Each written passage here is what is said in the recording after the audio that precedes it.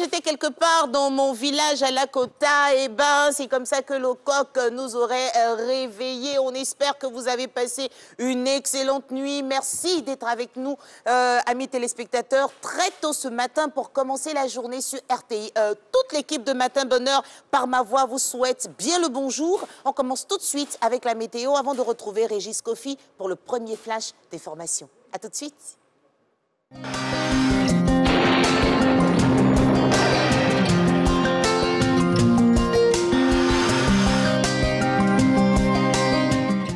Mesdames et messieurs, bonjour. Au cours de la matinée, on observera un temps de brume sèche au nord. Dans la bande centrale, le temps sera partiellement nuageux et sera accompagné de sensations d'air relativement sec. Au sud, on observera tôt le matin du brouillard ou de la brume humide qui fera progressivement place à un temps ensoleillé et partiellement nuageux.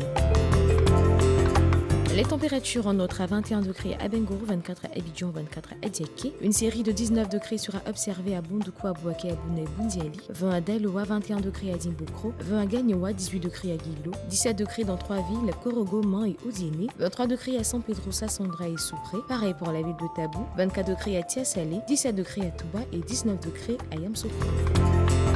Le temps sera ensoleillé sur l'ensemble du pays. Les régions du nord et de la bande centrale seront sous l'influence des vents secs et chauds de l'harmattan, avec la présence de brumes sèches qui pourraient réduire la visibilité à certains endroits. La forte insolation combinée à l'humidité entraînera une sensation de chaleur sur les régions du sud forestier du littoral, sous un temps généralement nuageux. Côté valeur, on observera 34 degrés à Abengourou, 32 à Abidjan et à Diaké, 35 à Bondoukou, 34 à Bouaké, 36 à Bouna, 35 à Bundiali et Daloa, 36 à Dimbokro, 35 à Gagnoa, Guiglo et Korogo, 34 à Man, 35 à Odiéné, 32 degrés à San Pedro, à Sassandra et à Soupré, 32 degrés à Tabou et à Tiasalé, 35 à Touba et 36 degrés à Yamsoukro. Merci pour votre aimable attention.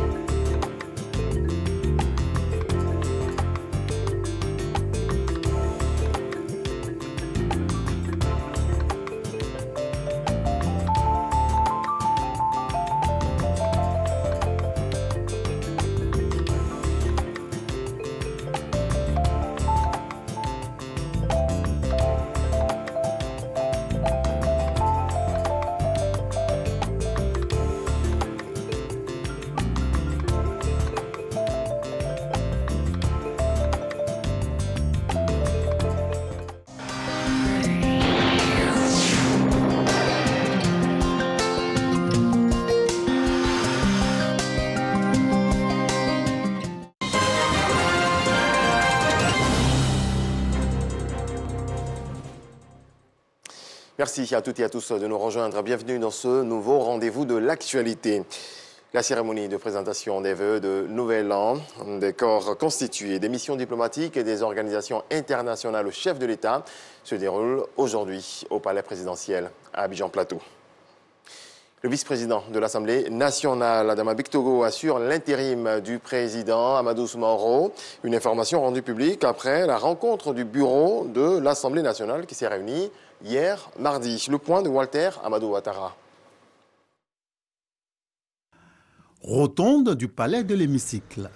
Réunion du bureau de l'Assemblée nationale. Au thème de cette rencontre, on retient une seule information. Le bureau de l'Assemblée nationale a été officiellement informé de la décision du président de l'Assemblée nationale, M. Amadou Soumaoro, ayant désigné le vice-président Bictogo Adama en qualité de président par intérim de l'Institut. Aussi, le bureau de l'Assemblée nationale porte-t-il à la connaissance de l'opinion nationale et internationale la présente décision d'intérim. Ainsi dit, le président de l'Assemblée nationale, par intérim, a en charge le plein fonctionnement de l'institution conformément aux tests législatifs et réglementaires. L'intérim prendra fin dès le retour en Côte d'Ivoire du président de l'Assemblée nationale, Amadou Soumaoro, absent du pays pour raison de visite médicale. Le prix de l'essence super est passé de 615 à 635 francs CFA le litre, soit une augmentation de 20 francs CFA. Ceci pour la période du 1er au 28 février 2022. Le prix du gasoil et du pétrole reste inchangé. Jean-Luc Bambou. 635 francs CFA. C'est avec ce nouveau prix du litre de l'essence super sans plomb que les Ivoiriens ont commencé leur mois de février. La traditionnelle note diffusée par la Direction générale des hydrocarbures chaque début de mois contenait, pour cette fois-ci, un changement dans la ligne réservée au super sans plomb. Depuis avril 2021, le prix de ce carburant est resté inchangé à 615 francs CFA le litre, tout comme le gasoil ou encore le pétrole lampant. Ces deux derniers produits ont conservé leur prix, à savoir 615 francs et 555 francs CFA le litre. Par ailleurs, le prix de la bouteille de gaz butane de 6 kg reste fixé à 2000 francs CFA. De même, la bouteille de 12,5 kg, très prisée des ménages, demeure inchangée à 5200 francs CFA. L'ajustement des prix des produits pétroliers en Côte d'Ivoire, faut-il le rappeler, se fait chaque mois conformément aux dispositions du mécanisme automatique des prix des hydrocarbures sur le marché international. La hausse répétée du prix du baril de pétrole sur ce marché a donc eu raison de plus de 10 mois de stabilité du prix du super ivoirien. Entre janvier 2020 et janvier 2021, le baril oscillait entre 20 $ et 55 $. Il est désormais à près de 90 $. Bonjour Tour, le spectacle d'humour a posé ses valises dans la région du Tonkpi, précisément dans la ville de Danané. Les populations ont été égayées et séduites par les humoristes au stade de la localité le samedi 29 janvier dernier. Un message de paix est également passé. Le reportage de Koné Pargassoro. Ambiance toute particulière et mobilisation exceptionnelle au stade de Danané, localité située dans la région du Tonkpi à l'ouest de la Côte d'Ivoire. Normal, les humoristes de Bonjour de la RTI sont bel et bien présents à Danané. Des humoristes qui ne manquent pas d'ingéniosité pour arracher le sourire au public. Les blancs qui ont fait cache-nez là, je n'ai pas compris. Regardez cache-nez, ça va. Mais ils n'ont pas tenu compte des têtes de Yacouba. Faut jamais demander à Yacouba de dire que de bœuf. Si on va dire que de bœuf. Yacouba peut pas dire mon petit, dit bébé. À travers donc, bonjour, le directeur général de la RTI veut marquer l'attachement du groupe RTI à la zone du Tonkpi et par ricochet Danané. On dit toujours Danané est loin d'Abidjan. Non, non, c'est Abidjan qui est loin de Danané. Parce que la RTI est très proche de Danané. Et ce qui se fait ici se relaie. Et on voit tout Abidjan. Pour le parrain, le ministre de l'Intérieur et de la Sécurité, le général Vagando Diomandé, c'est une fierté que de recevoir pour la toute première fois Bonjour à Danané. Il a félicité les populations pour leur forte mobilisation avant de les exhorter à privilégier l'union et la solidarité dans la région. Il avait à ses côtés la secrétaire d'État chargée de la protection sociale.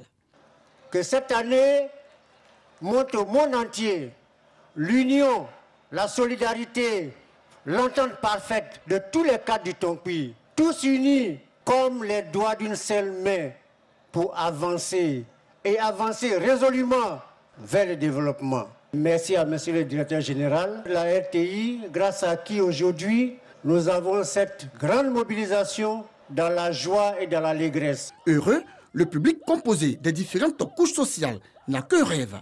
Le retour de Bonjour à Danané l'année prochaine. Goyave, goyavier, manguier, ignamier.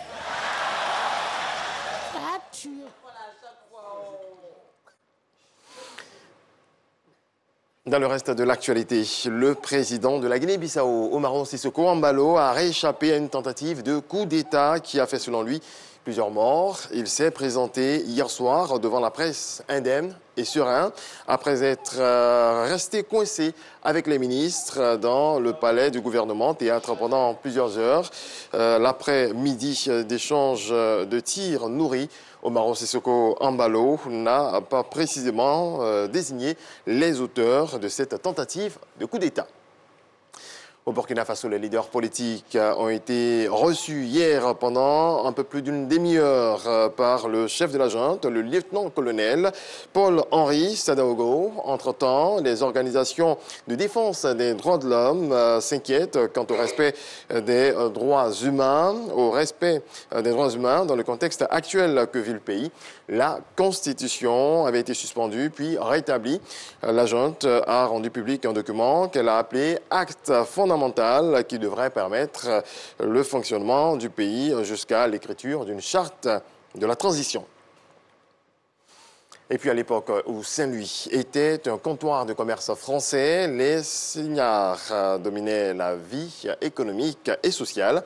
Aujourd'hui, une styliste et un musée tentent de sauver de l'oubli ces femmes illustres. Reportage. Dans son modeste atelier de couture, Ndeye Diop s'emploie à faire revivre un pan méconnu de l'histoire commune au Sénégal et à la France. Cette styliste est l'une des dernières à confectionner des tenues de Signares, des femmes illustres et puissantes qui ont marqué la ville de Saint-Louis au XVIIIe et XIXe siècle. Ici à Saint-Louis, il y a des réalisations avec Macron et Macky Sall, c'est moi qui fais les tenues Signares aussi. Avec le président France, avec le président Sénégal. À l'époque où Saint-Louis était un comptoir français sur la côte ouest africaine, les Signares étaient les épouses métisses des commerçants en poste. Des mariages dits temporaires qui duraient le temps de l'expatriation de ces Européens. Loin d'être de simples concubines, les Signares dominaient la vie sociale et économique, servant d'interface entre leurs influents époux et la population autochtone où elles avaient leur réseau. Elles étaient reconnues pour leur style vestimentaire, parures de soie, bijoux en or et accessoires que Ndeye Diop recrée dans son atelier. Avec la robe. Cet après-midi, la styliste a demandé à quelques étudiantes de revêtir les tenues pour une démonstration. Direction le centre-ville pour une balade aux airs d'un autre temps. Les tenues des Signares nous rappellent nos ancêtres. Elles nous permettent de mieux connaître notre histoire, nos racines et de mieux nous imprégner de notre culture. Nous sommes vraiment fiers de mettre ces tenues. Les Signares avaient pour habitude de se promener dans les rues de Saint-Louis en fin d'après-midi. Une tradition aujourd'hui poursuivie lors de festivals ou de reconstitutions historiques. Souvent, ces tenues sont aussi utilisées comme costumes lors d'inauguration ou d'événements politiques, ce que déplore la styliste.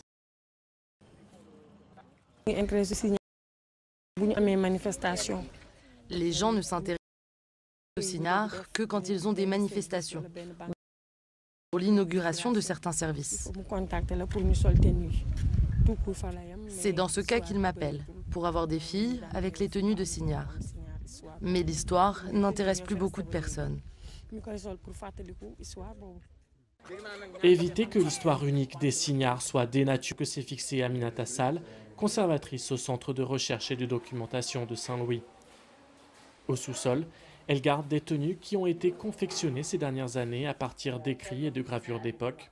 Et lorsqu'on la sollicite pour emprunter ces tenues, Aminata Sall veille au grain. Si c'est juste pour du décor, elle refuse. Et on oublie qu'elles étaient là, que les femmes ont toujours été là. Les femmes ont joué un grand rôle, donc on doit leur attribuer vraiment la place qui est là leur. Et ne pas faire en sorte qu'elles ne servent que de décor. Parce que présentement, c'est juste pour ça, le folklore, alors que ça ne doit plus être ça.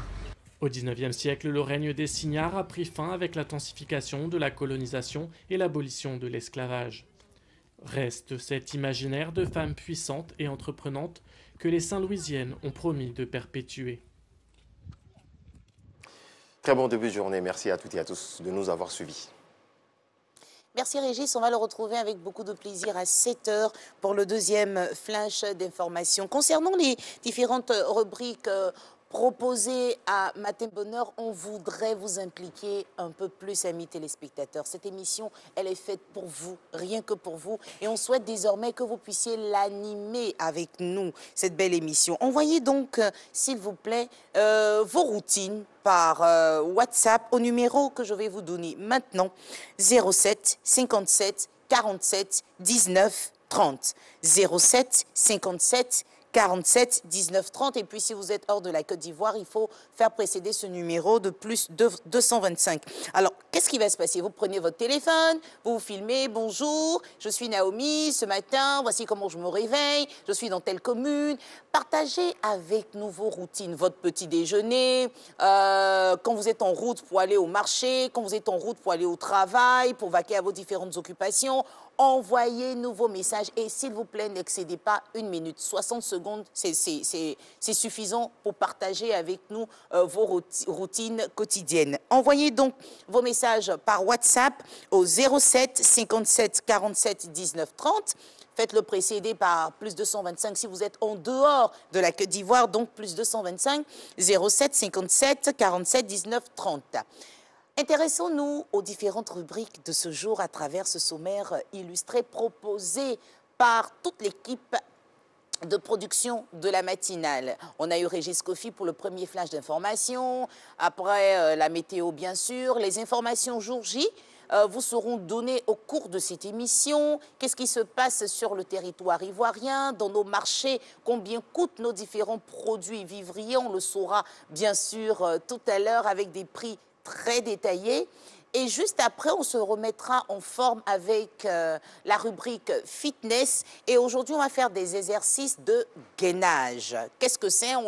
Si vous restez avec nous jusqu'à la fin, vous le saurez. La revue de presse pour faire le tour des différents titres que les journaux nous proposent pour savoir ce qui se passe en Côte d'Ivoire et bien sûr dans le monde. L'invité du jour sera avec nous. Et aujourd'hui, on aidera nos familles à sortir les enfants de la drogue avec le docteur Zabidjo. Comment sortir nos enfants de la drogue. Et dans le viseur, on va s'intéresser à ce qui se passe avec les greffiers de Côte d'Ivoire. L'émission prendra fin avec cette dernière rubrique Info Express qui nous sera proposée bien sûr par Renaud Kevin Kobia. Juste après ce sommaire illustré, on commence tout de suite avec les informations jour J.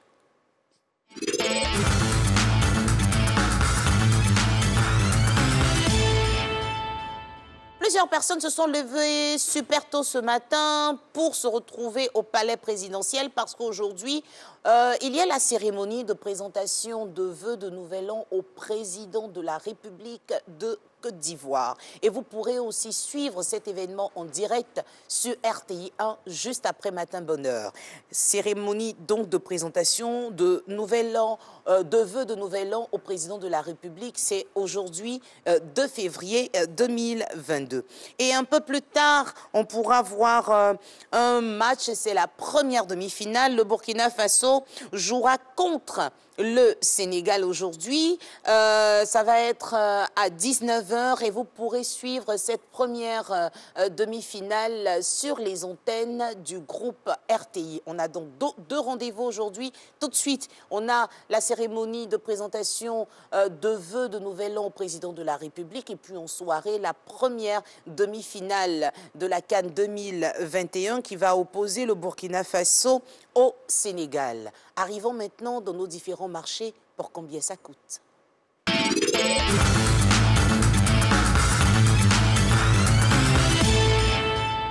Combien ça coûte pour nos différents produits vivriers? On commence tout de suite avec le poivron. Le poivron aujourd'hui est à 700 francs CFA sur nos différents marchés, que ce soit le poivron rouge, orange ou vert. En tout cas, servez-vous à 700 francs CFA le kilogramme.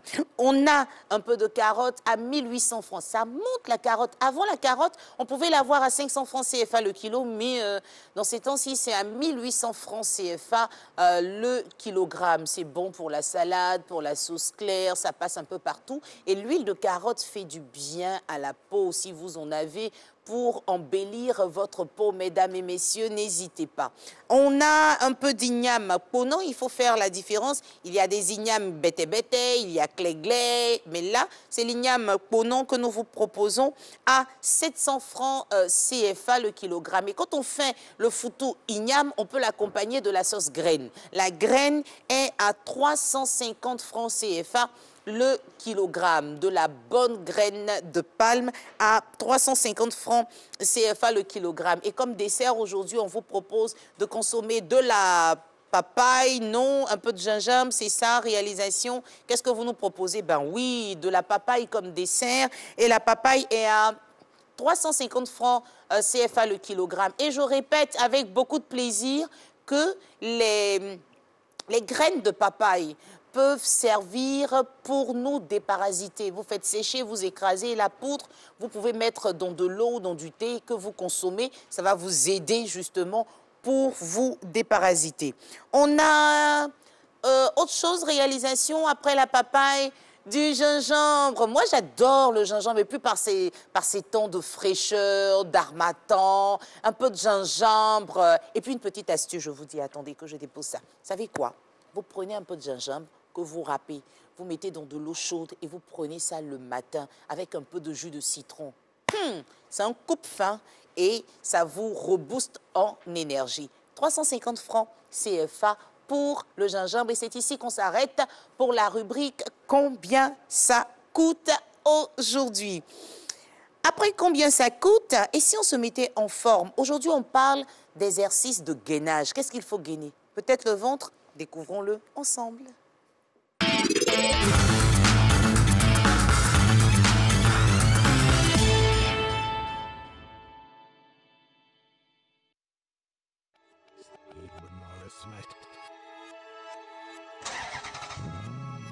Bonjour tout le monde, j'espère que vous allez super bien et que votre journée débute très bien. Position, nous commençons. Chilo beats are on the track. On va prendre position sur notre tapis. Aller en jambes tailleur. Dégager la poitrine. Et tenir au niveau de la cheville. Tirer sur le tronc.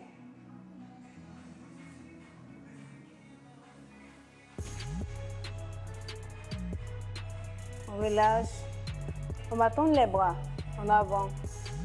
Et la descendre. Paume au sol, arrondis le dos. Faites rentrer la tête. Tirez.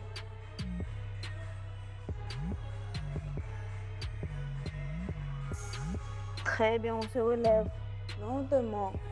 On va ramener les mains dans le dos. Toujours jambes tailleur. Dégager, poitrine. Tirez.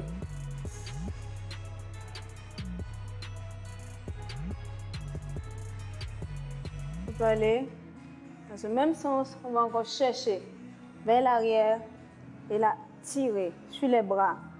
Dégager, poitrine.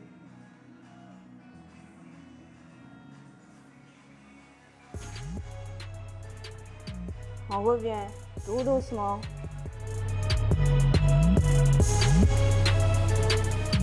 On va aller ensemble, mais lentement, d'accord? Là, 1, 2, très bien. Avec la musique.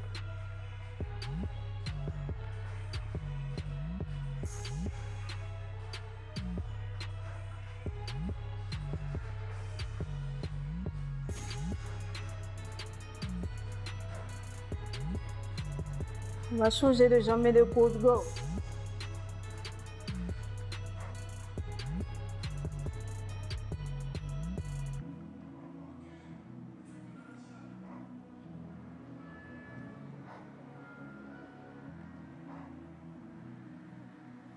On va poser. Très bien. On va faire travailler une seule jambe. Faire descendre la jambe sans toucher le sol, d'accord? La jambe droite, sans toucher le sol. Très bien, l'autre reste tendu.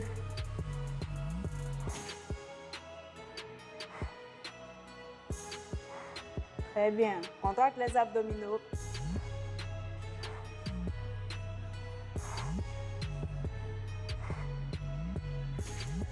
En 4, 2. Changer de jambe. Go.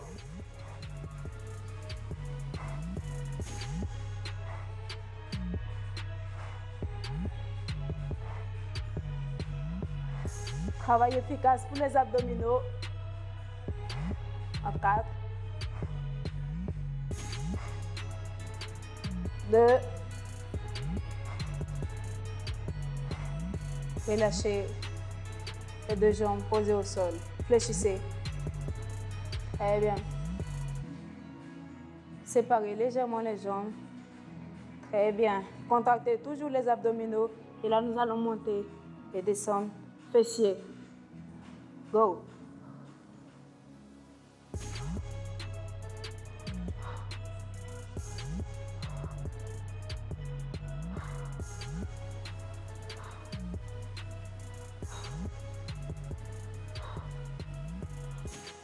Quatre. 2. Relâchez. Tendez les jambes. Récupération. Top, on se relève. Nous avons fini pour aujourd'hui. Portez-vous bien.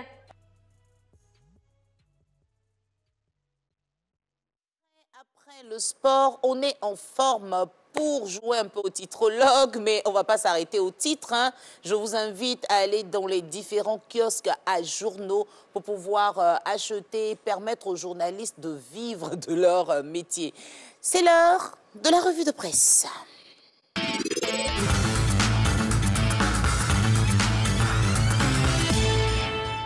Renaud Kevin Kobia, RKK, bonjour. Bonjour Naomi. Comment ça va ce matin? Ça va, je suis super. contente de vous voir joyeux. Pareil comme ça. pour moi. C'est le mois de l'amour, donc oui, c'est le moment de manifester un peu plus l'amour et l'appréciation qu'on a pour ceux qui sont autour de nous, notre estime. Franchement, merci d'être avec nous, avec votre bonne humeur et son calme légendaire. Donc, je ne vais pas vous déconcentrer. Intéressons-nous à ce que nos journaux nous proposent aujourd'hui. On commence tout de suite par les corps constitués qui vont présenter leurs vœux au président de la République aujourd'hui même.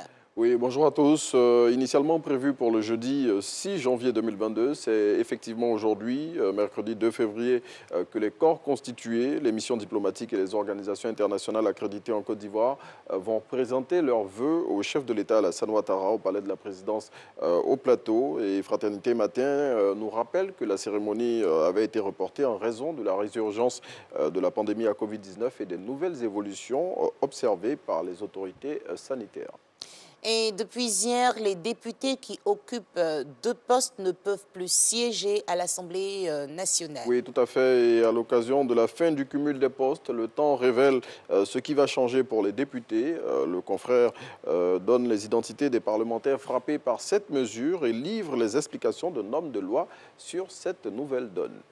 Sécurisation du territoire, la capacité opérationnelle des forces de défense et de sécurité renforcée. Oui, ce sont 200 véhicules et divers équipements logistiques qui ont été remis hier par le Conseil national de sécurité à la gendarmerie, à la police et aux agents des eaux et forêts.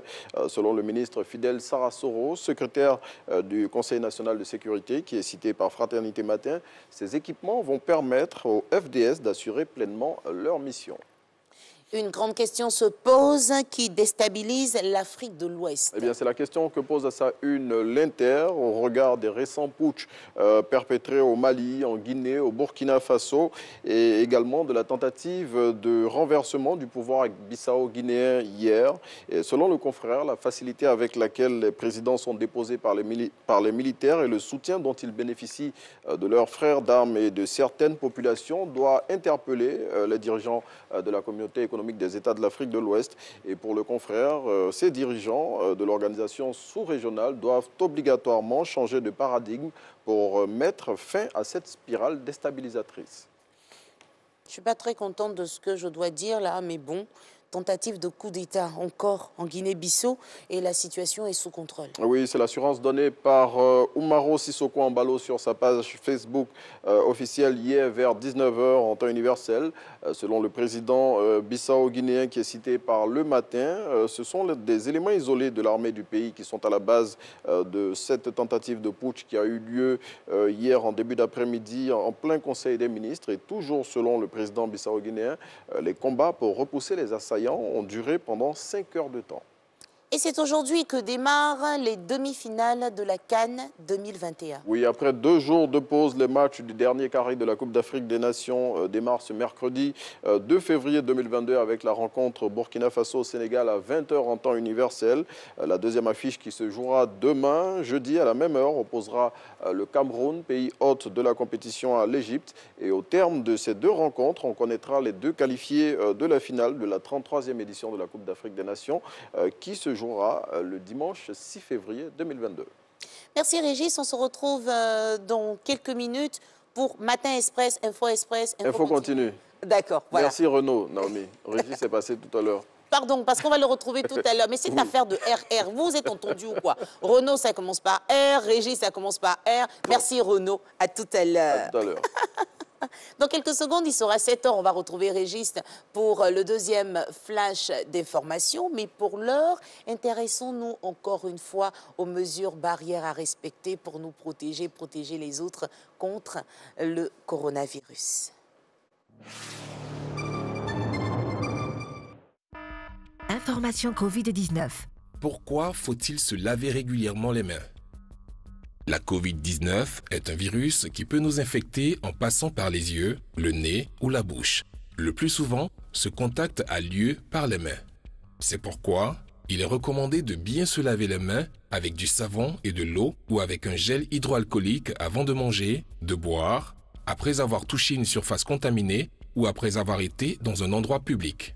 Le lavage régulier des mains est un geste simple pour prévenir la propagation du virus. Protégeons-nous, protégeons les autres. Plus d'informations au 119. Appel gratuit.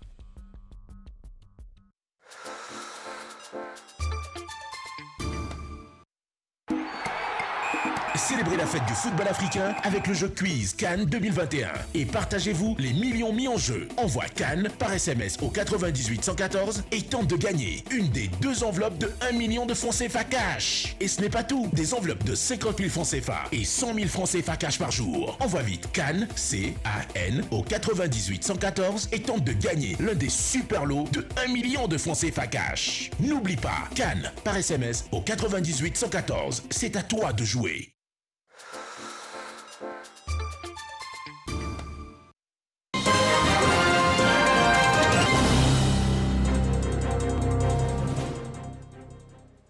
L'actualité de retour, bienvenue à toutes et à tous.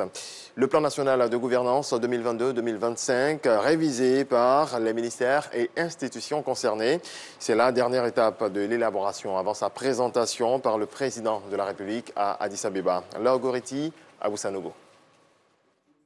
Les ministères et institutions révisent le plan national de gouvernance 2021-2025, PNG, une initiative de la Commission nationale du mécanisme africain d'évaluation par les pairs. Elle est à l'étape de la validation. Ce plan est la résultante d'un processus inclusif et participatif. Il y a eu des évaluations qui ont été faites, donc 2 évaluations pour être plus précis, une évaluation interne et une évaluation externe. Et à l'issue de ce processus d'évaluation, nous avons élaboré ce plan national de gouvernance qui est en réalité une réponse aux problématiques et aux défis de la corruption. Entamé depuis 3 ans pour freiner la corruption à tous les niveaux, l'objectif de ce plan est de doter la Côte d'Ivoire d'un instrument d'amélioration de la gouvernance de l'État. C'est une réunion de validation du PNG, qui est le plan national de gouvernance, qui est une volonté du chef de l'État qu'il a pris devant ses pairs à Addis en 2019. Et donc aujourd'hui, la Côte d'Ivoire est en train d'achever son plan national de gouvernance qui sera présenté donc par le président de la République devant ses pairs.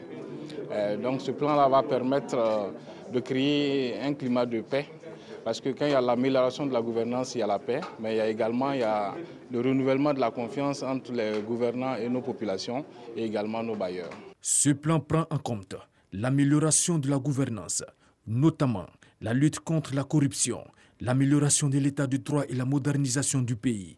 Il sera présenté par le président de la République, Alassane Ouattara, à ses pairs à Addis Abeba, en Éthiopie. Le président de la Guinée-Bissau, Umaro Sissoco Embalo, a rééchappé à une tentative de coup d'État qui a fait, selon lui, plusieurs morts. Il s'est présenté hier soir devant la presse indemne et serein, après être resté coincé avec la ministre dans le palais du gouvernement, théâtre pendant plusieurs heures l'après-midi d'échanges de tirs nourris. Umaro Sissoco Embalo n'a pas précisément désigné les auteurs de cette tentative de coup d'État. L'ex-président sud-africain Jacob Zuma s'est présenté lundi devant la justice après avoir déposé un nouveau recours dans son procès pour corruption démarré en mai dernier. L'ancien chef d'État de 79 ans est accusé d'avoir touché des pots de vin du groupe français de défense Thales dans une affaire vieille de plus de 20 ans. Et puis, alors que l'Union européenne pourrait interdire les cages pour les animaux d'élevage d'ici 2023, un éleveur normand a pris les devants en installant des cases maternité et liberté pour ses truies allaitantes. Reportage. Une image rare dans le monde de l'élevage intensif. Ces truies allaitantes et leurs porcelets font partie d'une poignée de pensionnaires de maternité liberté, des espaces de 6,5 mètres carrés qui leur permettent de s'allonger plutôt que d'être maintenus dans des cages classiques. Une nette amélioration du point de vue du bien-être animal, mais pas toujours de celui de l'éleveur. Là, une case conventionnelle, vous avez des séparations de cases qui sont de cette hauteur-là, qui servent juste à contenir le porcelet. Mais étant donné qu'ici on est en truie liberté, pour son accès, il faut des portillons qui sont suffisamment hauts pour contenir la truie et non le porcelet, et donc des manipulations qui sont plus compliquées. Là, normalement, on a juste à enjamber, là, il faut que j'ouvre un portillon pour accéder à l'animal, et des cases plus grandes, donc pour atteindre les animaux, plus de pas à faire. La majorité des truies allaitantes dans le monde sont toujours dans ce type de cage, principalement pour éviter le risque d'écrasement des porcelets. Dans cet élevage, certaines mères, comme celle-ci, sont trop âgées pour passer au nouveau système. Et pendant la phase d'insémination, aucun animal n'y échappe. Donc là, on voit beaucoup de poches noires, et les poches noires, c'est un cochon. Donc là, elle est bien pleine. On les insémine ici en case individuelle parce que ça permet que le véra passe devant et comme ça nous permet de bien voir si elles sont en chaleur. Et on les insémine ici. Elles sont confirmées pleines à 25 jours. Et une fois qu'elles sont confirmées pleines, elles vont en gestante liberté. Ce couple d'éleveurs normands a converti il y a près de 2 ans ces bâtiments qui accueillent 450 truies. Pour libérer leurs animaux, il fallait un tiers de place en plus et donc autant d'investissements.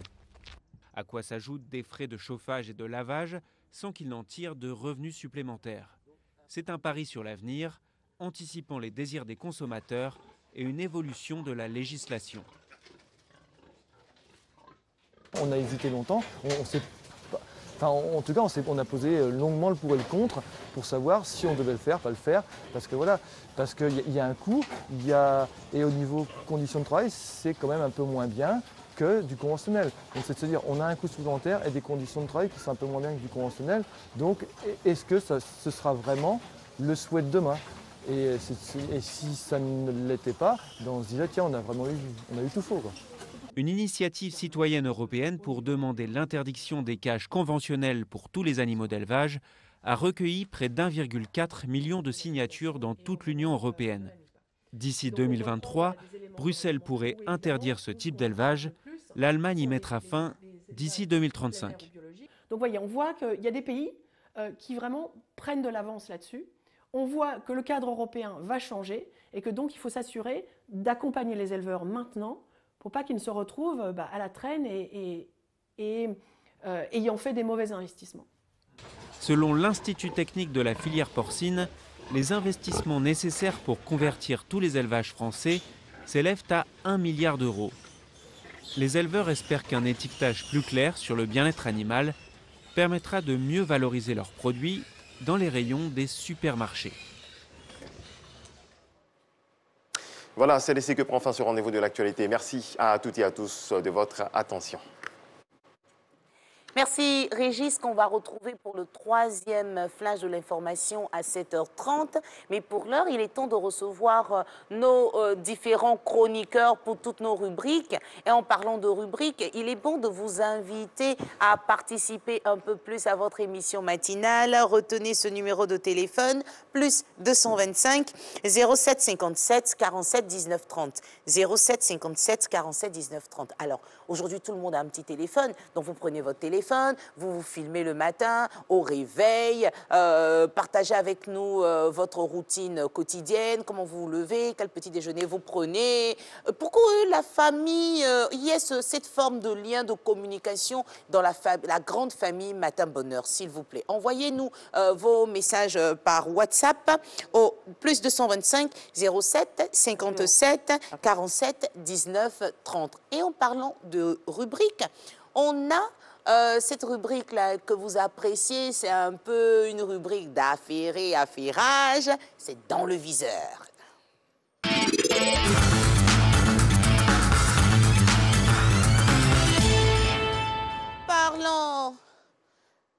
En parlant de cette rubrique dans le viseur, moi, il faut que je m'apprête parce qu'un bon affairé doit être équipé. Ce matin, j'ai du bon thé proposé par Claudia Nguessan. Donc, mais moi, j'aime du thé au lait. J'aime tout ce qui est bien sucré. Donc, du thé au lait ce matin. Ah, elle est déjà là. Comment ça va, Générosa? Mais ça tombe bien. J'étais en train de me mettre dans les dispositions d'affairage, en fait. Et puis, elle arrive. Générosa Quadio est notre enquêtrice. Et ça fait tellement plaisir de la retrouver ce matin pour savoir un peu ce qui se passe avec les greffiers de Côte d'Ivoire. Franchement, beaucoup de questions se posent. Mais en attendant, sœur, bonjour, bienvenue. Bonjour Naomi. Comment ça va, chère sœur? Super bien, merci. Ah, prenez du thé aussi? Oui, du thé. Du lait, du sucre? Du sucre. Du sucre. Oui. Voilà. Nous, les femmes, on aime tous. N'oubliez pas, hein, pour la Saint-Valentin, tout ce qui est sucré, pensez à nous. Alors, pendant que je vous sers, dites-nous, qu'est-ce qui se passe avec les greffiers de Côte d'Ivoire? Mais les greffiers de Côte d'Ivoire ont entamé une grève depuis le 27 janvier jusqu'à ce jour. Ils sont toujours en grève? Ils sont toujours en grève. Pourquoi cette grève? Comment en est-on arrivé là? Nous avons interrogé le président de l'Union nationale des greffiers de Côte d'Ivoire, M. Flan Raymond, et nous avons donné aussi la parole au directeur de cabinet du ministre de la Justice et des Droits de l'Homme, Mme Florentine. Très bien. Donc, on va suivre les faits. Qu'est-ce qui se passe exactement? On va le découvrir à travers cet élément. Les greffiers de Côte d'Ivoire ont bénéficié d'un statut particulier depuis le 7 juillet 2015. Et ce statut particulier-là, au sortir donc de cette loi, de l'adoption de cette loi, les greffiers de Côte d'Ivoire ont bénéficié ensuite du décret d'application depuis le 9 mars 2016. Ça, c'est pour vous expliquer de façon textuelle. En tout cas, l'environnement dans lequel baignent les greffiers. Ils baignent donc dans un statut particulier, dérogatoire donc du statut général de la fonction publique. Depuis cette date, les greffiers ne font que subir un certain nombre de dysfonctionnements, ne font qu'observer un certain nombre de dysfonctionnements autour de leurs questions, autour de la question de leur profession et de l'exercice de leur profession. On demande au garde des Sceaux de signer les arrêtés portant avancement de tous les greffiers de Côte d'Ivoire pour que les greffiers ne soient plus en retard d'avancement.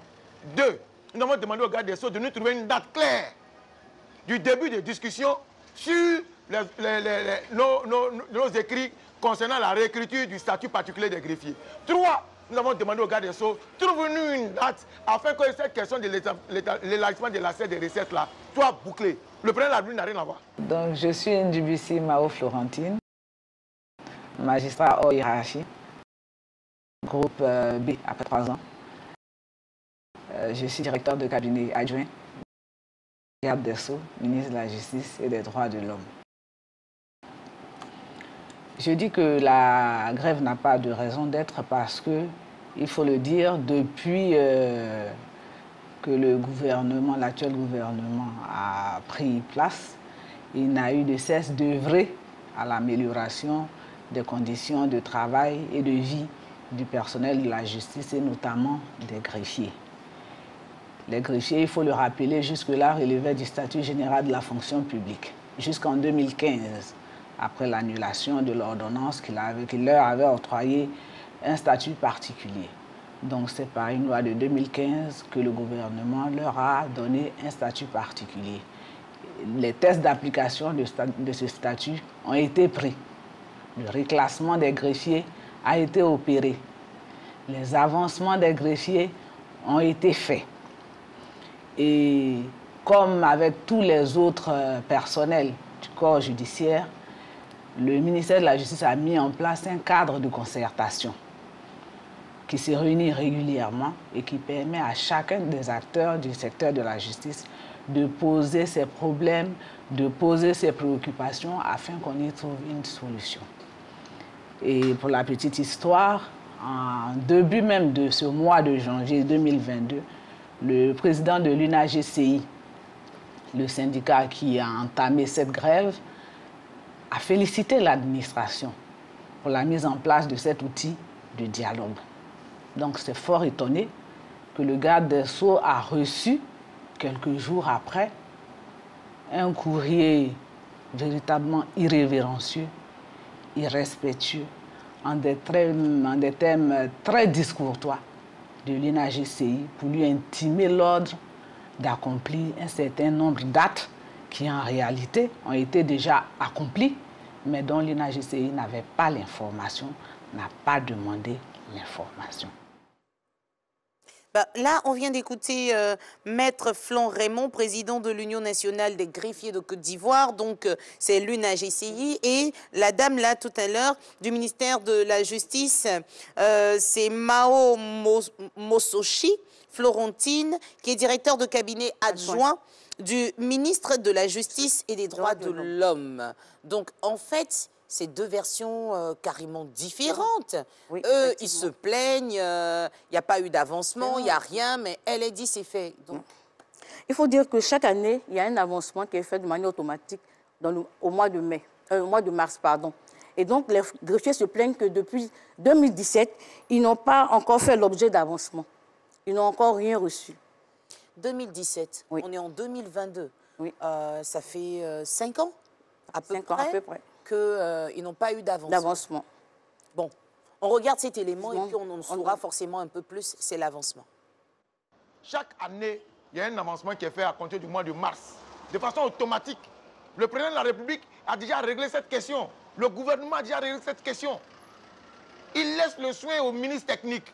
Pour celui du ministère de la Justice, donc pour ce qui concerne les greffiers, cela revient au garde des Sceaux, qui doit signer 575 arrêtés pour la première année, pour la première tranche. 87 arrêtés pour la deuxième tranche. Et puis 50 arrêtés pour la troisième tranche. Nous en sommes encore là. Les greffiers ne sont toujours pas encore avancés. J'attends que le garde des Sceaux nous apporte la preuve de ce que tous les greffiers de Côte d'Ivoire sont avancés et qu'il n'y a pas un retard d'avancement. Depuis 2017, les greffiers de Côte d'Ivoire n'ont pas fait l'objet d'avancement. Je voudrais vous donner des chiffres pour vous confirmer que cela n'est pas réel. Sur 1219 greffiers concernés par les avancements, le ministre de la Justice devait prendre 575 arrêtés. À la date du 14 janvier, le ministre de la Justice a signé et fait notifier 561 arrêtés concernant 1172 greffiers. Il ne reste plus qu'à prendre 14 arrêtés qui, il faut le dire, ne sont pas directement pris. Il y a un processus d'élaboration des actes. Donc ces arrêtés-là, ces projets d'arrêtés sont dans le circuit. Ils sont au contrôle financier. Lorsqu'ils reviendront du contrôle financier, le ministre de la Justice les signera. Donc il n'y avait pas de raison, un tel motif ne pouvait pas justifier une grève. Juste une demande d'information leur aurait permis de savoir que ces 14 arrêtés restants étaient en cours de signature avant de leur être notifiés. En cours de signature, mais durant 5 ans? C'est quand même long. C'est quand même long. Et donc le problème, c'est que les greffiers disent que c'est vrai qu'il y a eu des arrêtés de l'avancement, mais de manière, ils n'ont pas encore reçu d'argent jusqu'à ce jour. Donc depuis 2017, ils n'ont pas encore été l'objet d'avancement. Donc là, ils se plaignent concernant les avancements qu'ils attendent depuis 5 ans. Et aussi, il y a un problème concernant l'élargissement des recettes. Oui, les greffiers de Côte d'Ivoire disent qu'il y a certaines taxes qui échappent à l'État de Côte d'Ivoire. Et donc, ils ont convenu de commun accord avec le ministère de la Justice de pouvoir régler ce problème. Et jusqu'à ce jour, malgré les dates qui ont été données, aucune date n'a été respectée. Ils ne sont pas contents. Donc, on va regarder l'élément et puis on en parle après. C'est l'élargissement, en fait, des quoi? On dit quoi? Des recettes. Des recettes. L'élargissement des recettes. De l'assiette. Nous, ça fait avec le bonté de Côte d'Ivoire. On regarde. De quoi il s'agit? Les tribunaux fonctionnant, il y a des recettes qui sont perçues dans les tribunaux. Et ces recettes font l'objet d'un comité de gestion. Autour de ces recettes, l'État de Côte d'Ivoire même a un pourcentage qu'on doit lui reverser.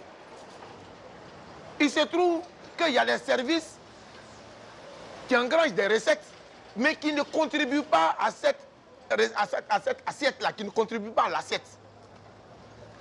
Nous nous sommes donc assis, ministère et nous, syndicalistes, et avons décidé, avons pris un arrêté en avril 2018 pour dire nous allons élargir à tous les services du ministère de la Justice de contribuer donc à l'élargissement de l'assiette des recettes.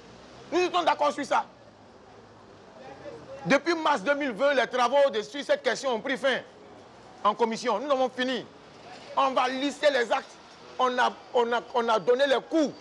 Nous sommes d'accord. Jusqu'à ce jour, cette commission n'a pas encore été mise en place. On nous promet une date du 15 février. Mais depuis mars 2020 jusqu'à ce jour, une commission pour adopter, ne serait-ce que, je dis bien, ne serait-ce qu'une conclusion d'une commission, un rapport de commission, 3 ans, ça commence à faire trop. Mais sur ce point, je suis encore étonné qu'il le soulève, puisqu'un consensus a été obtenu et qu'il a été prévu que la réunion doit se tenir le 15 février pour pouvoir finaliser le rapport du comité ad hoc qui a été mis en place, comité ad hoc dans lequel figurent les greffiers qui ont reçu rapport provisoire de ce comité ad hoc sans réagir. Donc, la date étant fixée, je ne vois plus où est le point de désaccord, surtout que dans le procès verbal qui constate l'issue des négociations qui ont eu lieu après le dépôt de leur préavis de grève, ce point d'accord a été conclu. Il n'y a plus de raison de l'évoquer pour en faire une raison de grève. Donc, principalement, le ministère retient que la grève est fondée sur des points d'information. Vous avez reçu les informations. Il n'y a pas de raison de faire la grève. Waouh! Ben, est-ce que c'est peut-être parce qu'on a l'information, mais qu'on n'est pas servi à temps voulu qu'on fait la grève? C'est peut-être pour cela aussi. Oui, les greffiers ne sont plus patients parce qu'après 5 ans, ils ne veulent plus rien entendre. Voilà. Mais en même temps, il faut savoir raison garder parce que quand on adresse un courrier et qu'il est irrespectueux, discourtois, ça nous met en porte-à-faux. Oui. Effectivement. Mais, depuis mars 2020, le consensus a été trouvé. On leur a donné la date du 15 février pour pouvoir travailler sur ce problème. Donc, pour eux, c'est trop. Ils attendent depuis longtemps. Étant dans le comité ad hoc, ils n'ont pas pu dire que le 15 février, c'était long, ils l'ont accepté. Ah, mais justement, ils trouvent qu'on leur donne des rendez-vous qu'ils ne respectent pas. Et donc, eux, ils sont demandeurs. Donc, ils sont obligés souvent de patienter. C'est ce qui fait que, bon, aujourd'hui, on arrive à la grève. D'accord. Et ils réclament aussi la révision de leur texte. Et on les écoute encore une fois. La troisième chose qui nous amène à la grève, nous avons constaté qu'à l'écriture de nos tests, dont j'ai cité tantôt les références, malheureusement, il y a des articles qui sont incompatibles ou bien qui sont difficilement applicables. Nous avons donc convenu, au sortir d'un préavis de grève que nous avons déposé en juillet 2021, convenu donc avec le garde des Sceaux pour dire, nous sommes tous d'accord, il faut réécrire le test. Une commission a été mise en place. Un président de commission a été désigné séance tenante. Une date de début des travaux en commission a été arrêtée. à cette date-là, dans le même mois de juillet, cette date-là est arrivée, nous nous sommes donc réunis. Le président de la commission, qui est le directeur du cabinet adjoint, et nous dit ceci, greffier de Côte d'Ivoire, c'est vous qui estimez que votre test a des imperfections. On vous invite à nous relever les différentes imperfections et nous faire le retour. On vous donne 2 mois. Le 9 novembre, nous avons déposé les fruits de nos réflexions, toujours auprès d'elle, en tant que président de la commission. Jusqu'à ce jour, on ne connaît pas encore le début de l'étude de nos observations. Jusqu'à ce jour. Il reproche au ministère de la Justice de ne pas réfléchir sur la relecture de les tests qu'ils auraient transmis depuis 3 mois. Effectivement, ils ont transmis un projet de nouveaux tests portant statut des greffiers. Il ne s'agit pas d'un test modificatif. Avec plusieurs modifications, un test comportant 80 articles, sans explication de l'esprit, sans explication du contexte. Ce que les gens doivent comprendre, c'est qu'un test est toujours accompagné d'un test explicatif qui permet d'en comprendre les motifs pour pouvoir juger de son bien fondé et pouvoir juger de sa légalité avant de le présenter en Conseil des ministres. Le ministre de la Justice est véritablement l'autorité qui doit analyser ce test, qui doit le présenter au Conseil de gouvernement puis des ministres. Mais le ministre de la Justice, pour l'exercice de ses missions, a des directions techniques sur lesquelles il s'appuie. Et l'une de ces directions techniques, c'est la direction des études de la législation et de la documentation, qui est chargée de l'élaboration des tests. Nous avons donc naturellement imputé ce test à la direction concernée, qui a convié les greffiers à une séance de travail et les a invités à lui justifier chacune des modifications qu'ils envisagent. Ces derniers se rébiffent au motif que le directeur étant un homme de l'art, il devait pouvoir saisir l'esprit du test. On ne peut pas saisir l'esprit de quelque chose qu'on n'a pas initié. Donc, ce refus des greffiers, nous ne le comprenons pas, surtout qu'ils veulent qu'on aille vite. Si vous voulez qu'on aille vite, un test, ça s'élabore dans le cadre d'un processus participatif. Les personnes concernées, que d'autres administrations telles que le ministère de la fonction publique, le ministère du budget, doivent donner leur avis sur ce changement de statut que les greffiers envisagent. C'est la catastrophe. J'ai envie de dire c'est la catastrophe. C'est comme un langage de sourd, en fait. Oui, un langage de sourd. On a écouté les deux parties. Quelle suite donner à cette histoire, à cette affaire, qu'on a appelée l'affaire des greffiers? On regarde et on en parle après. Nous serons dans une position de reconduction de cette grève jusqu'à ce qu'il y ait une solution claire. Jusqu'à ce que le président de la République ou le Premier ministre intervienne sur cette question, parce qu'aujourd'hui, rendons compte que le ministre de la Justice, il est hors jeu sur cette question. Lorsque vous envisagez quand même de faire la grève, vos statuts de greffier, de personnel de la justice, d'hommes de droit, vous imposent d'effectuer un service minimum. Les greffiers ont déserté tout leur bureau. Exception faite de quelques greffiers en chef et de quelques greffiers en chef adjoint. Aucun greffier n'a accompli cette obligation qui lui est imposée par la loi. Plus grave, ils ont fermé les portes de leur bureau, ont fermé les registres. Certains même sont partis avec les registres. Cela traduit une intention manifeste de nuire au fonctionnement de la justice. Ce n'est plus une revendication syndicale. Une revendication syndicale se fait dans le cadre prévu par la loi.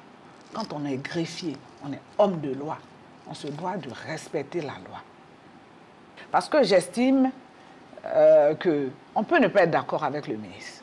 C'est quand même la tutelle. C'est quand même l'autorité. Et l'administration a ses règles. On doit respect. Même en dehors de l'administration, on doit le respect. On peut tout dire, mais il faut y mettre la forme. Lorsque vous écrivez à un ministre à votre tutelle, à votre autorité, pour dire les notifications d'arrêté concernent 862 greffiers sur 1047. Chiffres qui ne sont pas exacts, puisque je vous ai donné les chiffres exacts, que jusqu'au 31 décembre, nombreux sont les greffiers qui n'ont pas reçu notification de leur arrêté d'avancement, que celles-ci n'ont pu se faire pour cause de non-signature de ces arrêtés par vous, Monsieur le garde des Sceaux. Attendu que de ce qui précède, Monsieur le garde des Sceaux, les greffiers observent avec amertume que ce qui est de leur droit leur est refusé par votre seule volonté.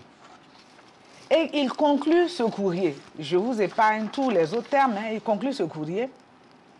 Les greffiers réunis en assemblée générale ordinaire décident d'exiger de vous, Monsieur le garde des Sceaux, la notification de tous les arrêtés d'avancement au plus tard le 15 janvier. D'exiger de la direction générale de la solde le paiement intégral et en une mensualité de tous les arriérés d'avancement. D'exiger de vous, Monsieur le garde des Sceaux, l'ouverture des discussions sur la relecture du statut des greffiers au plus tard le 15 janvier 2022. D'exiger de vous, Monsieur le garde des Sceaux, la convocation de l'Assemblée plénière d'adoption des actes pour l'élargissement des assiettes au plus tard le 15 janvier. Quand vous écrivez cela à votre autorité, vous espérez avoir quoi comme résultat en retour? Mais le garde des Sceaux a fait fi de cet irrespect-là et nous a instruit quand même de les recevoir. Alors, quand on me dit que le garde des Sceaux a fermé la porte du dialogue, j'ai dit non. Le ministre n'est pas opposé. Ils nous ont écrit, ils nous ont déposé un préavis de grève, on les a reçus. Ils nous ont dit qu'ils nous revenaient après leur assemblée générale. Ils ne nous sont pas revenus. Nous avons constaté avec vous qu'ils ont entamé la grève. Nous en avons pris acte, mais nous attendons toujours qu'ils reviennent. Avant tout, nous sommes quand même africains et j'aimerais rappeler que nous ne devons pas oublier d'être soumis aux autorités. On ne parle pas à un chef comme à un chiffon. J'ai voulu avoir de la compassion parce que ça fait quand même 5 ans qu'ils sont en attente. Mais quand on entend ces mots, je trouve que c'est vraiment pas bien formulé. Il faut quand même faire preuve de sagesse pour pouvoir s'adresser à une autorité. Chacun de nous pourra se faire son opinion. C'était dans le viseur l'affaire des greffiers avec Générosa, notre enquêtrice, à qui nous disons vraiment merci de nous avoir permis d'écouter et les greffiers et la représentante du ministère de la Justice. Matin Bonheur se poursuit. On retrouve Régis Kofi juste après ce spot.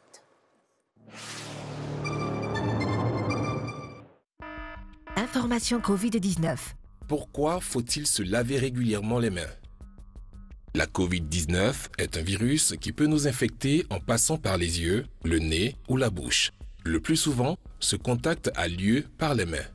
C'est pourquoi il est recommandé de bien se laver les mains avec du savon et de l'eau ou avec un gel hydroalcoolique avant de manger, de boire, après avoir touché une surface contaminée ou après avoir été dans un endroit public. Le lavage régulier des mains est un geste simple pour prévenir la propagation du virus. Protégeons-nous, protégeons les autres. Plus d'informations au 119. Appel gratuit.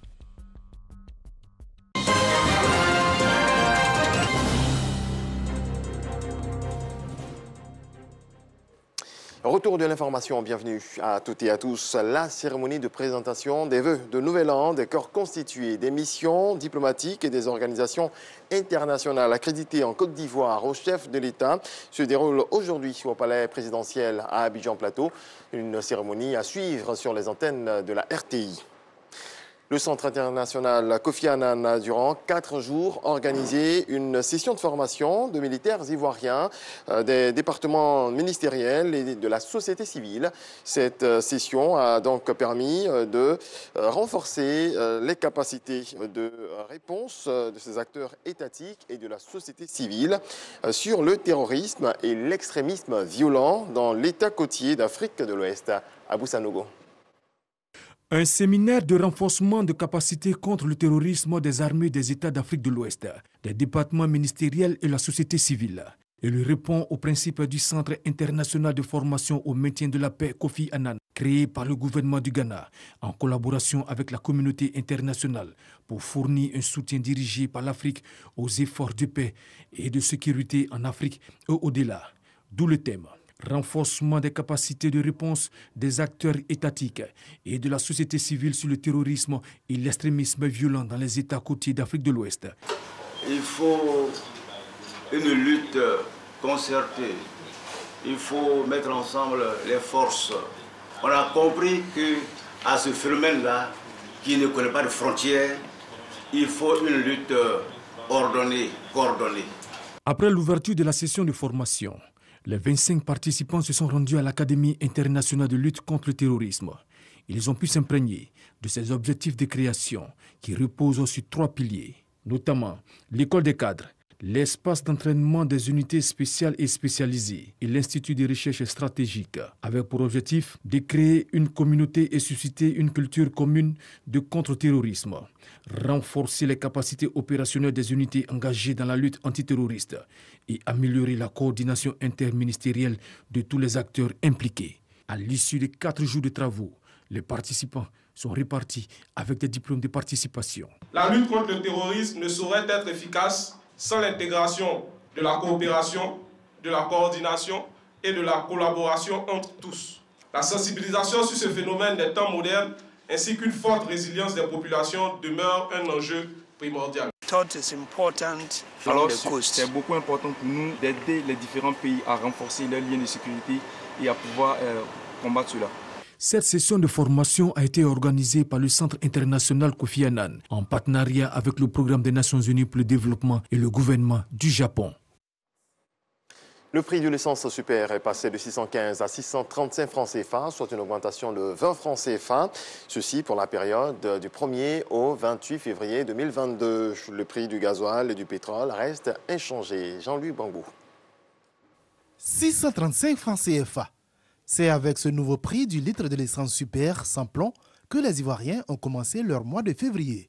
La traditionnelle note diffusée par la Direction générale des hydrocarbures chaque début de mois contenait, pour cette fois-ci, un changement dans la ligne réservée au super sans plomb. Depuis avril 2021, le prix de ce carburant est resté inchangé à 615 francs CFA le litre, tout comme le gasoil ou encore le pétrole lampant. Ces 2 derniers produits ont conservé leur prix, à savoir 615 francs et 555 francs CFA le litre. Par ailleurs, le prix de la bouteille de gaz butane de 6 kg reste fixé à 2000 francs CFA. De même, la bouteille de 12,5 kg, très prisée des ménages, demeure inchangée à 5200 francs CFA. L'ajustement des prix des produits pétroliers en Côte d'Ivoire, faut-il le rappeler, se fait chaque mois conformément aux dispositions du mécanisme automatique des prix des hydrocarbures sur le marché international. La hausse répétée du prix du baril de pétrole sur ce marché a donc eu raison de plus de 10 mois de stabilité du prix du super ivoirien. Entre janvier 2020 et janvier 2021, le baril oscillait entre 20 $ et 55 $. Il est désormais à près de 90 $. Le président de la Guinée-Bissau, Umaro Sissoco Embalo, a rééchappé à une tentative de coup d'État qui a fait, selon lui, plusieurs morts.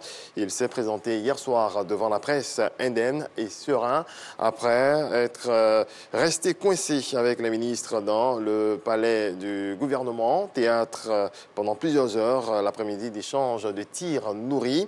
Umaro Sissoco Embalo n'a pas précisément désigné les auteurs de cette tentative de coup d'État.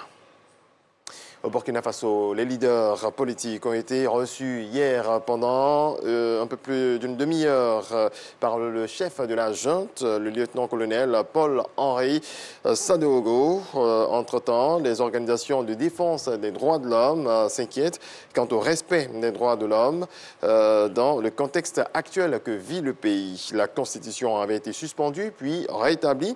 La junte a rendu public un document qu'elle a appelé « Acte fondamental » qui devrait permettre le fonctionnement du pays jusqu'à l'écriture d'une nouvelle charte de transition.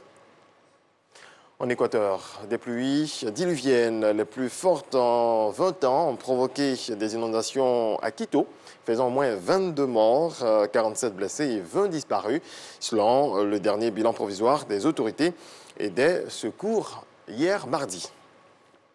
Et puis on termine avec du football. CAN 2021, la première demi-finale de la Coupe d'Afrique des Nations va opposer le Burkina Faso au Sénégal, un choc de l'Afrique de l'Ouest. Le Burkina tombeur de la Tunisie et le Sénégal qui a ses défaits de la Guinée équatoriale. Demain, ce sera également un autre choc à suivre. Égypte-Cameroun à 19h, temps universel. Merci à toutes et à tous de votre attention. Régis Kofi, c'est toujours un bonheur et un plaisir de vous avoir pour les flashs d'information. On se donne rendez-vous pour 3 autres flashs d'information sur la matinale. Et il a dit, la première demi-finale commence aujourd'hui. Ça faisait partie, bien sûr, des informations du jour pour la rubrique Info Jour J. On aura donc sur les antennes du groupe RTI la première demi-finale de la CAN 2021. Et jouera contre le Sénégal, le Burkina Faso aux alentours de 19h. Restez connectés sur les chaînes du groupe RTI, que ce soit à la radio ou à la télé. On est avec plaisir ensemble pour vous servir. Et parlons des différentes rubriques de Matin Bonheur. On vous implique un peu plus, on vous invite à être avec nous afin d'animer la rubrique Appel WhatsApp. Vous prenez votre téléphone, vous nous envoyez une vidéo dans laquelle vous dites bonjour, bien sûr, à toute la grande famille de la matinale. Et puis vous partagez avec nous votre routine quotidienne. Voici le numéro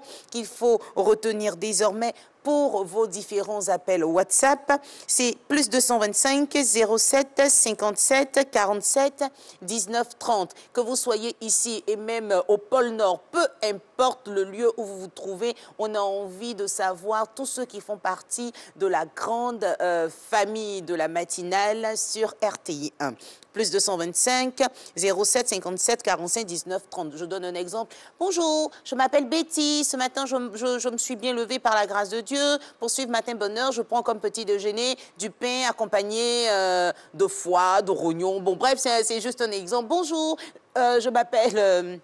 Excusez-moi, je m'appelle Claudia, je me suis levée à 3 h du matin parce que moi je vends au marché des patates, donc voilà. Vous faites ce que vous voulez, mais dites-nous un peu ce que vous faites toute la journée à travers une vidéo, pas plus de 60 secondes s'il vous plaît.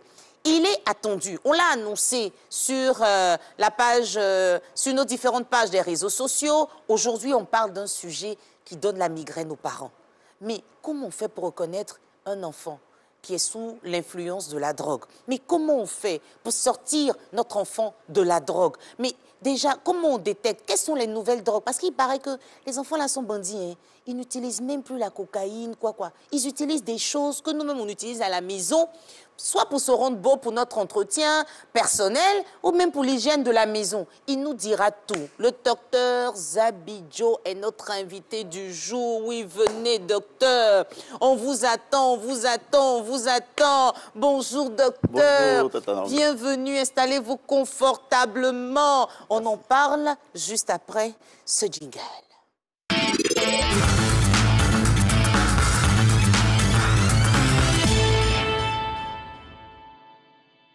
Ça va, Claude? Elle est tellement contente de vous voir là qu'elle est venue. Vous voulez du thé? Oui, volontiers. Du lait, du sucre, qu'est-ce que vous préférez? Non, du thé simple. Pourquoi? Faites attention à la ligne ou bien il y a un souci? J'ai envie de perdre quelques grammes quand même. Quand même? Oui. Ah, cette petite femme-là, on perd encore grammes. Bon, vous voyez que je suis déjà petit. Si je continue de m'arrondir, je vais ressembler à un ballon. Hein. Oh, mais je vous mets des biscuits aussi juste à côté. Super. La famille, tout le monde va bien. Dites-nous tout. Dieu fait grâce, tout le monde va bien, merci. Amen. Et vous-même? Par la grâce de Dieu, on est là, mais c'est le sujet dont on parle là. Oui. C'est ça qui nous dérange un peu. Cette affaire de drogue.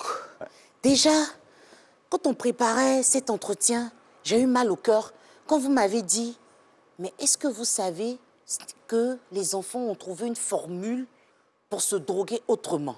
Mais il y a des éléments qu'ils utilisent pour se droguer que les parents même, que nous-mêmes nous ignorons.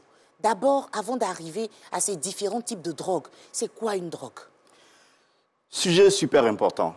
Pourquoi? Parce que, vous l'avez souligné, ça donne des migraines à tout le monde, parce que nous sommes tous et aucun parent n'est à l'abri du fait que son enfant soit abonné à ce genre de phénomène-là. Il faut savoir qu'une drogue, c'est tout produit d'origine naturelle ou synthétique qui, une fois ingurgité, modifie le fonctionnement normal du système nerveux central, à type de somnolence, à type de stimulation, à type de manque de vigilance, etc. C'est ça.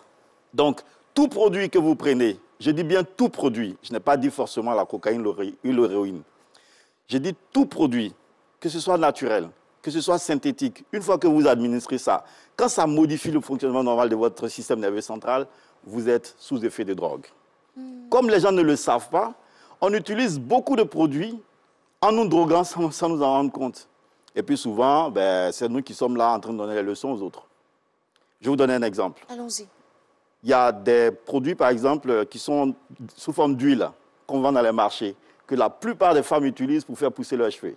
Est-ce que vous savez que c'est de l'huile de cannabis? Pardon? De l'huile de cannabis.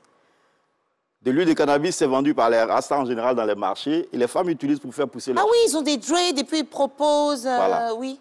C'est de l'huile de cannabis.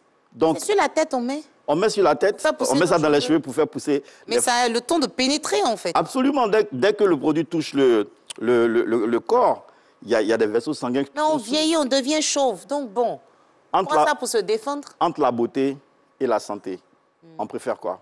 On va faire coiffer au Nakami. Ce qu'on ne sait pas, maman, c'est que le cerveau est le seul organe du corps dont les cellules ne se régénèrent pas. Vous pouvez être blessé au pied, ça va se régénérer. On peut ne même pas voir la cicatrice après. Vous pouvez être blessé au ventre, n'importe où, ça peut se régénérer. Mais si le cerveau est détruit, c'est à vie. Donc, on préfère être beau, belle, et détruire notre système nerveux. Je n'ai jamais vu dans le monde, nulle part, un marché où on vend des cerveaux. Donc, quand vous avez détruit le vôtre, c'est à vie. Il faut veiller sur ça. Nous, en Afrique particulièrement, dans le monde, c'est partout, mais particulièrement en Afrique, on privilégie tout ce qui concourt à notre apparence physique au détriment de ce qui tient à notre santé. Et ici, il faut savoir qu'il y a beaucoup de produits que nous utilisons aujourd'hui dans notre quotidien qui sont des drogues que nous ne connaissons pas. Mais là, on parle d'adultes. Là, on remercie ceux qui nous suivent et qui nous emmènent leurs questions. Comme je l'ai dit, on a mis le thème sur nos différentes pages des réseaux sociaux. Et puis, on voudrait saluer toute l'équipe de RTI Digital qui nous aide véritablement à communiquer. Alors, je crois que c'est Yves Camenon. Est-ce qu'on peut avoir sa question à l'antenne qui nous dit « Qu'est-ce qui emmène les enfants à prendre la drogue ?» Est-ce une irresponsabilité des parents ou un effet de mode? C'est Yves Camenon qui nous écrit parce que pour un adulte, on peut comprendre, mais pour un enfant, qu'est-ce qui peut pousser donc l'enfant à prendre de la drogue?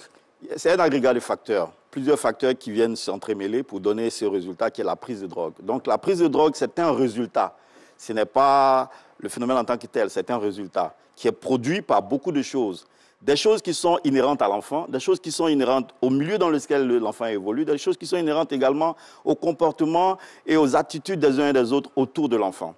Vous savez, les parents dans l'éducation, ils privilégient tout ce qui est à trait à ce qu'on donne à l'enfant. Mais ils ne font pas attention à ce qu'ils ne donnent pas à l'enfant. Ce qu'ils ne donnent pas à l'enfant, c'est leur temps. Ce qu'ils ne donnent pas à l'enfant, c'est leur affection. Ce qu'ils ne donnent pas à l'enfant, c'est une atmosphère de paix, paix du cœur, une atmosphère où on se sent à l'aise. Quand vous ne donnez pas ça à l'enfant, même si vous lui donnez des tonnes de riz qu'il va manger, même si vous lui donnez de l'argent à profusion, il va aller chercher la paix ailleurs. Parce que tous autant que nous sommes, adultes ou enfants, on a besoin d'une tranquillité et de paix. Quand vous produisez, par exemple, des injures à longueur de journée, quand vous n'êtes jamais là, que l'enfant il a besoin juste d'un câlin, il n'en trouve pas, il va aller trouver ça dehors. C'est là que l'extérieur va intervenir. En fait, c'est que nous, les parents, on a fui nos différentes responsabilités. On passe nos différents moments au travail. On se dit qu'on cherche de l'argent pour apporter un certain cadre quand même paisible à la maison. Mais en fait, on n'est pas là. On ne sait pas ce que l'enfant fait. On a fui nos responsabilités, docteur. Pour fuir quelque chose, il faut déjà voir la chose. Le problème, c'est que on ne s'en rend même pas compte. Le problème, c'est que les parents méconnaissent ce que c'est qu'éduquer.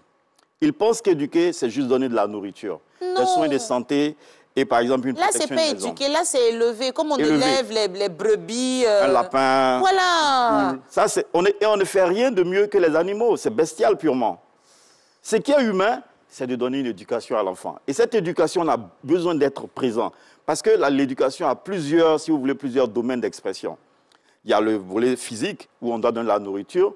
Il y a le volet spirituel, où on va aider l'enfant à grandir au niveau de sa maturité spirituelle. Il y a le niveau psychologique et le niveau émotionnel. Psychologique et émotionnel, c'est les aspects les plus importants, parce que quand l'enfant est déséquilibré à ces niveaux-là, même si vous lui donnez tout, et on entend souvent les parents le dire, mais je ne sais pas de quoi il manque, il a tout à la maison. Mais ce qu'ils ne savent pas, ces parents-là, c'est qu'il a tout selon le standard de leurs parents. Oui. Mais pas tout selon ses besoins à lui. Nous décrétons les besoins des enfants à leur place. Nous pourvoyons à ce que nous croyons être leurs besoins et nous ignorons royalement ce qui est leurs vrais besoins. Nous passons à côté. Donc les enfants, eux, ils vont aller chercher ces besoins-là. Et quand ils vont pour trouver cette forme de paix, d'amour, de tendresse qu'ils n'ont pas à la maison, quelles sont donc ces différentes drogues qu'ils utilisent aujourd'hui? Il y a plusieurs drogues. Hein. Aujourd'hui, vous savez, quand ils commencent par exemple par une consommation occasionnelle, une fois en passant à une cérémonie, à une fête, il allume un pétard. Ça, c'est juste la consommation occasionnelle. Après, ça devient un peu abusif. Ils commencent à prendre ça régulièrement. Et après, ils tombent dans l'addiction.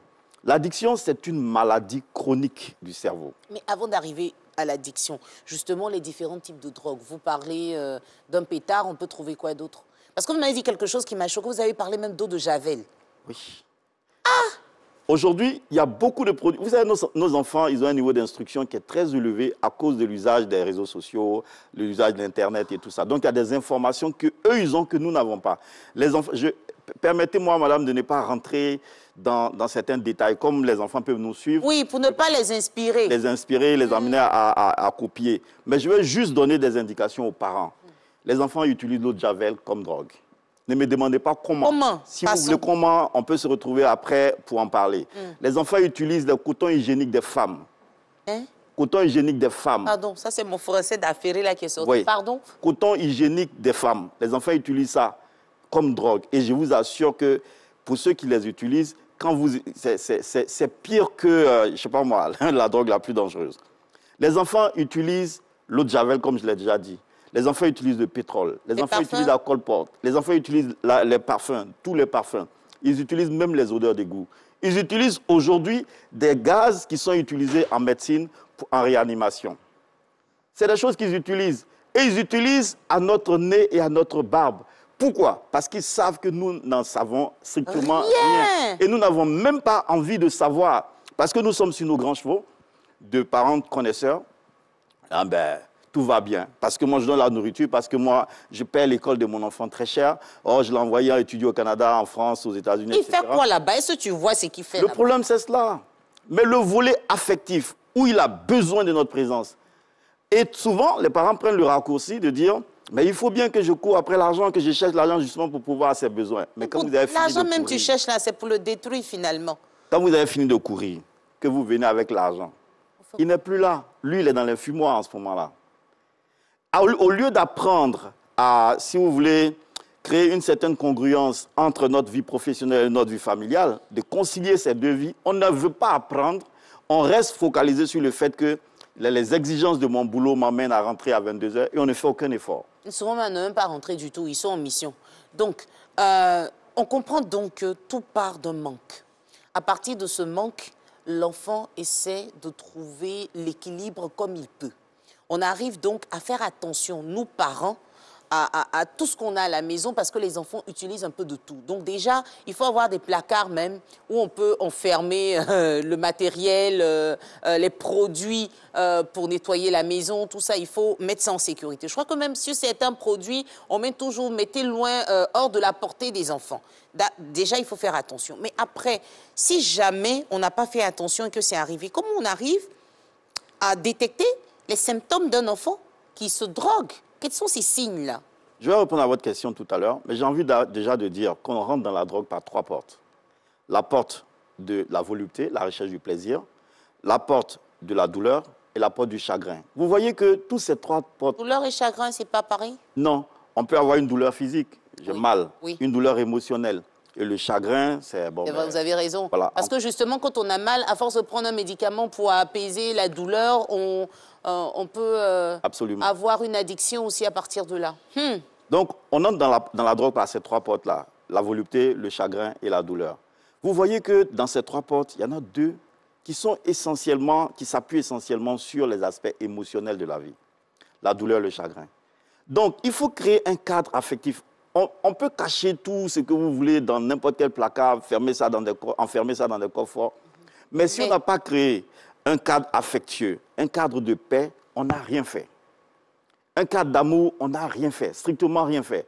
Les parents ne se rendent pas compte. Et c'est ce qui pousse leurs enfants à rentrer dans la drogue. Maintenant, quand l'enfant rentre dans la drogue, il y a une chose qu'il faut faire. Il y a une chose déjà, c'est de pouvoir savoir que mon enfant, il a commencé à avoir des comportements qui ne sont pas des comportements normaux. Pour le voir, il faut être là. C'est ça. Si le parent il rentre à 22 h, il fait comment, par exemple, pour savoir que les yeux de son enfant sont injectés, par exemple, de sang? Parce que, quelle que soit la drogue que vous prenez, très généralement, on le sent un peu dans les yeux. Il y a certaines drogues, par exemple, comme les dépresseurs, qui vont rendre les yeux dormants. On a, par exemple, les yeux injectés de sang. C'est pas toujours que c'est une affaire de beaux yeux. Hein. L'enfant est en train de se faire mal en ce moment. Voilà, ça c'est un aspect au niveau des yeux. Par exemple, vous allez voir que la plupart des drogues, elles déshydratent. Donc, l'enfant, il aura une consommation abusive d'eau. Il va aller très généralement au frigo. Ça ne veut pas dire qu'il faut systématiser... Non, mais il faut faire attention parce qu'on sait comment l'enfant, déjà, il consomme l'eau. Et puis, si à un moment donné, ça commence à changer, il faut se poser des questions. Voilà. Il peut boire 1,5 litre tout de suite et puis 10 minutes après, il s'en boit encore, il a encore et encore. Pour voir tout ça, il faut être là. Et quand on est là, il ne faut pas être sur son portable pendant que l'enfant aussi est dans son monde. Il faut être là avec l'enfant. Il faut être là pour partager son système, pour partager ses jeux. Quand vous vous tenez à l'écart, il vous échappe. Permettez-moi de faire un coucou à tous ces parents qui interdisent le téléphone à table quand ils sont en famille. En tout cas, vraiment continuer comme ça. Et puis ceux qui ne le font pas, il faut le faire. Vous imaginez des parents qui sont à table, chacun a son téléphone. Vous ne vous regardez pas. Vous n'échangez pas, rien. Chacun sur son téléphone. Allons-y, docteur. Les parents... 5G, c'est cela. C'est-à-dire qu'ils pensent tout savoir. Et c'est comme ça aussi l'enfant sera précipité en 5G. Si on ne prend pas garde. Regardez un moment, quand on revient à la définition de la drogue, qui est toute substance naturelle ou synthétique, une fois que c'est administré, ça modifie le fonctionnement normal du système nerveux central. On se rend bien compte que l'alcool est une drogue. Oui. Et d'ailleurs, même c'est la drogue la plus dangereuse, parce que c'est une drogue licite. Oui. Partout, à tous les coins de rue, on voit l'alcool. Le parent, il finit de boire de l'alcool, il a un verre de liqueur en main, et c'est lui qui donne des conseils à son enfant, il ne faut pas prendre la drogue. Quelle incongruité. Quelle incongruité. C'est vrai qu'on le fait souvent. On le fait sans nous en rendre compte, on ne sait pas. Papa, qu'est-ce que tu bois? Non, c'est de l'alcool, mais ce n'est pas pour les enfants. Ce n'est pas pour les enfants. Maintenant, vous avez le droit de consommer une certaine drogue au su de votre enfant, et vous lui interdisez des choses. Figurez-vous, j'ai reçu un enfant qui est venu du Canada, et il était réduit en loque humaine. Et ses parents l'ont envoyé en cure de désintoxication chez moi. Et donc, on était en train de s'entretenir. Et l'enfant, il me dit, je peux vous poser une question, docteur? Je lui dis oui. Il me dit, mais à votre avis, est-ce que l'alcool est une drogue? Je rentre dans mes grandes définitions théoriques et tout ça. Je lui donne toutes les informations. Il me dit, OK, d'accord. Donc, si l'alcool est une drogue, comme vous le dites, s'il y a 3 drogués dans une maison, pourquoi c'est un seul qu'on amène en traitement? L'enfant est intelligent. Je lui demande, mais pourquoi tu dis ça? Dieu merci, ses 2 parents étaient là. Il dit non, chaque soir, mon papa, il boit la liqueur et il invite ma maman à boire avec lui. Et ils sont là, ils sont assis, ils boivent. Ça, c'est normal. Vous-même, vous avez dit que l'alcool, c'est une drogue. Donc, eux, ils se droguent. Si moi aussi, je me drogue, mais avec une drogue différente, on est tous des drogués. Pourquoi c'est moi qu'on emmène en traitement et eux, ils sont tranquilles? Vous voyez, nos enfants? Ça veut dire quoi? On doit se cacher pour boire? Ça veut dire qu'il faut être des modèles. Il ne faut pas oublier qu'en tant que parents, nous sommes des modèles. Des modèles que les enfants copient. Si on a perdu ça de vue, il y a beaucoup de choses qu'on rate. Parce que c'est nous que les enfants regardent, c'est nous qu'ils copient. On doit donner des exemples et de bons exemples. Docteur Zabidjo, ai-je besoin de rappeler qu'il est docteur en psychologie et coach de vie, pour ne citer que ces quelques cordes qu'il a à son arc? C'est sur ces mots forts, en fait, qu'on est obligé d'interrompre notre entretien. Rassurez-vous, si vous êtes fidèle à Matin Bonheur, mercredi prochain avec Thierry Angeval, il pourra encore nous donner des conseils pour aider nos enfants à sortir de la drogue si jamais ils ont déjà emboîté le pas. Et pourquoi ne pas déjà prévenir pour ne même pas que les enfants y arrivent. Docteur, on vous dit merci, vous restez avec nous pour qu'on suive ensemble l'info continue avec Renaud Kévin Kobia. Merci beaucoup.